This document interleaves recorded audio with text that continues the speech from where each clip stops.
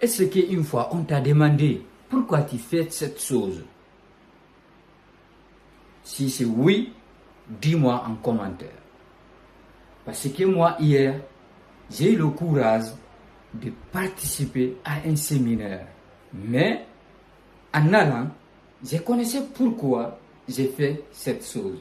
Parce que ça va m'aider à l'avenir et va me donner une leçon pour avoir le courage de participer. Il y a une adage qui dit que peut-être que tout le monde connaît. On dit ton entourage est la meilleure opportunité pour toi. Ton entourage, quand tu t'entoures avec 5 entrepreneurs, le 6e entrepreneur, c'est toi. Si tu t'entoures avec 5 bandits, le 6e bandit, c'est toi. Et si tu entoures avec 5 fumeurs, le 6e fumeur, c'est toi. Tout ça là pour vous dire quoi? Parce que là où j'habite, je n'ai pas assez des amis. J'avais des amis anciens, mais on n'a pas de même vision dans la vie réelle.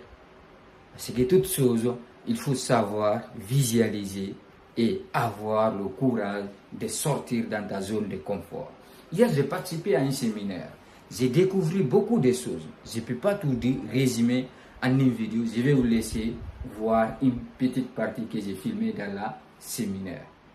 Mais c'est quoi que j'ai résumé? Quand tu sors dans ta zone de confort, je t'assure, tu vas avoir, même si c'est un pas de plus. Hier, j'ai eu une personne qui a ajouté, qui est abonné sur ma chaîne. Et naturellement, il n'a même pas regardé une vidéo. Pourquoi? Parce que j'ai eu le courage de faire un pas de plus. J'ai eu 5 contacts que les gens j'ai rencontrés pendant leur rencontre. En plus, tout ça là, c'est quoi qui m'a poussé à faire ou qui m'a donné ces 5 contacts? C'est à mon style vestimentaire et à mon façon d'avoir le courage de demander et de parler, même si c'est comme ça, mais j'ai eu le courage de passer le premier pas pour certaines personnes pour avoir leur savoir un peu. J'ai 5 contacts. Je vais essayer de les appeler un à un. Chacun va me apporter quelque chose. Parce que toute chose, quand tu veux aller en avant, il faut, ou tu veux emprunter cette route, il faut chercher les gens qui marchent sur cette route et vous allez marcher ensemble. Si tu veux être un musicien, il ne faut pas traîner avec un footballeur. Si tu veux être un professeur, il ne faut pas traîner avec un musicien. Si tu veux être un entrepreneur, il ne faut pas traîner avec le TOG ou les gens qui partent au travail. Un entrepreneur suit les entrepreneurs. Quelqu'un qui veut être un professeur, il suit le professeur. Si tu veux être un TOG, tu vas suivre le TOG. L'entourage est la meilleure personne qui puisse exister. Hier, je me suis vu dans ma vie que j'ai rêvé parce que j'ai rencontré des gens que j'ai dans mon cœur, que je voulais emprunter ou partager avec mon avis. Je vous laisserai une petite vidéo après ma vidéo. Regardez un peu comment on explique. Je vous conseille seulement d'avoir le courage de participer à certaines choses. Merci.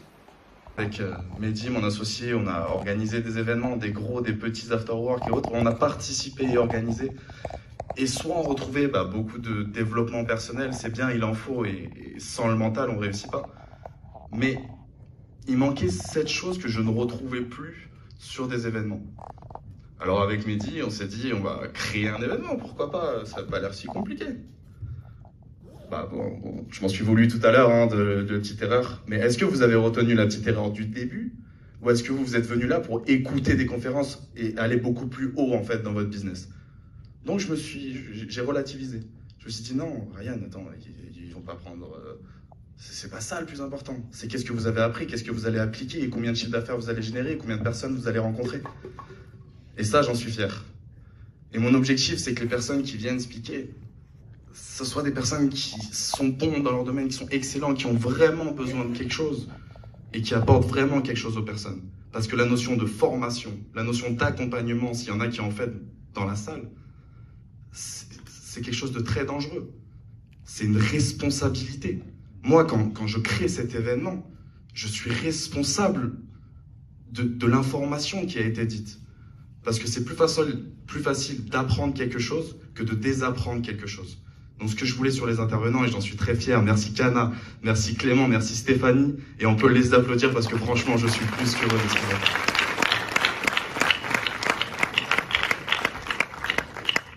Pour en venir aux connexions, il y a 2 ans, j'étais un tout petit entrepreneur, quelqu'un qui débutait, et j'ai fait une rencontre qui m'a passionné parce que c'est quelque chose que j'arrivais pas à développer. On en a parlé sur la marque personnelle, sur le personal branding. C'est vraiment la partie comment est-ce qu'on réalise des vidéos. Et avant ça, comment est-ce qu'on trouve un studio de podcast et qu'on va pas juste réserver une salle, mais qu'on a quelqu'un qui nous accompagne. Et pour ça, et prendre des caméras. Et pour ça, franchement, on peut le réapplaudir parce que c'est quelqu'un qui m'a beaucoup apporté. Et Julien, est-ce que tu peux te présenter en même temps ? Merci Ryan. Notre petite session de lutte et de boxe aussi était sympa. Mais ça va au-delà du business, mais c'est vrai que très heureux de t'avoir rencontré il y a 2 ans. J'en profite pour vous remercier tous d'être venus ici, tous et toutes. Certains sont venus de Toulouse, certains sont venus d'Occitanie. Je crois la moitié n'est même pas de la région Occitanie. Il y a quelqu'un qui est venu de Miami, on l'a rencontré tout à l'heure d'ailleurs. Donc merci à vous d'avoir pris ce temps et de vous honorer aujourd'hui. Vous prenez des notes et je suis convaincu, comme Ryan, que les intervenants que vous avez vus jusqu'à présent vous ont partagé de la valeur et je pense que ça va continuer. Je souhaitais remercier Mehdi et Ryan également. Donc Mehdi à la régie et à la présentation, comme on dit le maître de cérémonie, il a donné énormément de son temps, énormément d'énergie depuis 4 mois pour préparer cet événement qui est la 2e édition de l'événement Accélération. Donc bravo encore Mehdi et merci de nous partager ça. Merci Ryan également, toujours au charbon, toujours à fond. C'est énormément de préparation, c'est beaucoup de choses. Donc maintenant on sait que vous êtes capable de monter ce genre d'événement et je pense que c'est le début d'un vrai mouvement. Que dire d'autre? Tu voudrais que je me présente un peu ou... Ouais, est-ce que tu peux te présenter? Alors pour rappel, déjà dans un premier temps, qui dans la salle connaît la voûte studio? Oh! Ouais, un bon 30%, 30-35% de la salle. Surtout les participants VIP d'ailleurs. Ça fait plaisir. Alors, pour rappel, quand même, pour ceux qui ne connaissent pas la voûte studio, si tu me permets, la voûte studio, c'est plus de 120 entrepreneurs accompagnés sur leur création de contenu. On va voir si tu as bien préparé les chiffres là. Vas-y. Le premier était bon. Plus de 2000 montages réalisés, que ce soit en format réel, VSL ou autre. On est bon sur les chiffres. Et plus de 20 personnes, et on va en parler parce que pour le coup, c'est quelque chose qui m'impressionne chez toi, c'est le format interview guidé. Il en a réalisé plus de 20 à des entrepreneurs et je pense qu'il y en a des dirigeants dans la salle qui ont pu faire cette interview guidée avec Julien. Et oui, Alexandre qui est là d'ailleurs, Laurence, etc. On en parlera. Merci Ryan pour ta présentation. La voûte studio, en fait, c'est un studio podcast vidéo à Toulouse qui fait aussi du montage et qui fait aussi du format interview guidé pour dirigeants. On en reparlera, mais ce qui me tenait à cœur, j'en ai parlé un peu quand on a échangé avec Stéphanie lors de sa présentation, c'était de mettre en lumière des experts et pas des coquilles vides. Je me répète par rapport à ce que j'ai dit tout à l'heure, mais c'est très important pour moi. Pour moi, aujourd'hui, il y a 2 manières, on va dire, de créer du contenu. Les 2 sont plutôt bonnes. Après, il s'agit de choisir laquelle on a envie d'utiliser. La première manière, c'est d'utiliser énormément l'IA, des montages vidéo automatisés, de faire beaucoup de contenu, de prendre des extraits d'interviews à droite à gauche, d'envoyer sur Opus Clip, le logiciel de montage, et de balancer du contenu comme Marvin Ndiaye dont tu parlais, 15 réels par jour. Ça, c'est une première façon de faire, qui est moins authentique, qui est moins artisanale, qui est axée sur le volume. La deuxième manière de travailler, c'est de faire de l'artisanat, de produire du contenu authentique, de privilégier la qualité à la quantité. Évidemment, c'est pas facile à faire parce que ça demande de faire un vrai travail de fond, comme l'a présenté Stéphanie tout à l'heure.